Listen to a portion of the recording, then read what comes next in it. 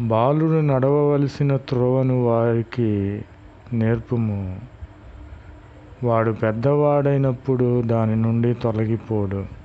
ప్రభువు నామమునకు స్తోత్రములు కలుగునుగాక.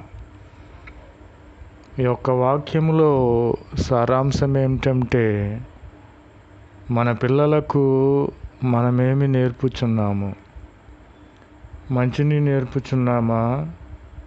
వాడు పెద్దవాడైనప్పుడు దాని నుండి తొలగిపోక మంచివాడై దేవుని యందు భయభక్తులు గలవాడై ఉంటాడు. మనము మన పిల్లలకు చెడును బోధిస్తున్నామా, చెడును నేర్పిస్తున్నామా? వారు పెద్దవారైనప్పుడు దాని నుండి తొలగిపోక వారు భ్రష్టులుగా, నరకానికి పాత్రులుగా ఉంటారని ప్రభువైన క్రీస్తు వారు